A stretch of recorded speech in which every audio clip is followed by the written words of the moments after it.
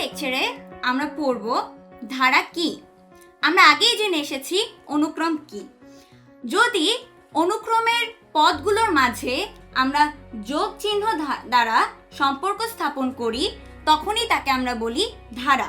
এখানে 1 3 5 7 dot dot dot একটি অনুক্রম, তার মাঝে আমরা যোগ চিহ্ন দিয়ে একটি সম্পর্ক স্থাপন করেছি এবং এটি ধারা হিসেবে পরিচিত। ধারা দুই প্রকারের, প্রথম সমান্তর ধারা এবং দ্বিতীয় গুণোত্তর ধারা। এই লেকচারে আমরা পড়ব সমান্তর ধারা কি।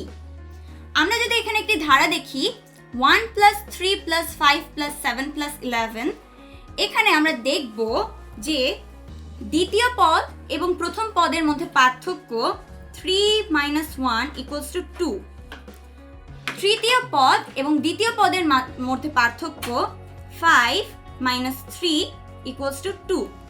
অর্থাৎ এখানে দেখা যাচ্ছে প্রত্যেকটি পদের মধ্যের পার্থক্য সমান। যখন কোনো ধারাতে পদগুলোর মধ্যকার পার্থক্য সমান হয় তখন তাকে আমরা বলি সমান্তর ধারা। এখানে একটি জিনিস লক্ষ্য করা দরকার, এখানে প্রথম পদ হচ্ছে 1। আমরা সাধারণত প্রথম পদকে a দ্বারা প্রকাশ করি, a = 1 এখানে, এবং দুটি পদের মধ্যে পার্থক্যকে আমরা সাধারণ অন্তর বলি, যাকে আমরা d দিয়ে প্রকাশ করি, এবং এখানে তা হচ্ছে 2।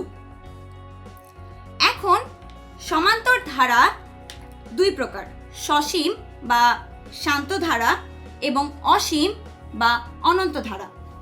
প্রথমে যদি আমরা সসীম বা শান্ত ধারায় দেখি তখন দেখব যে এর নির্দিষ্ট সংখ্যক কিছু পদ আছে, মানে এখানে 2 + 4 + 6 + 8, এরপর আর কিছু নেই, এখানে ধারাটি শেষ, তাই এটি সসীম বা শান্ত ধারা। কিন্তু আমরা যদি এই ধারাটির দিকে লক্ষ্য করি তখন আমরা দেখতে পারি এখানে আছে 2 + 4 + 6 ডট ডট ডট, মানে এখানে আরো চলতে থাকবে। আমরা এরপরে লিখতে পারবো 8 + 10 + 12, এটি ইনফিনিটি বা অসীম পর্যন্ত চলতে থাকবে, তাই এটি অসীম বা অনন্ত ধারা।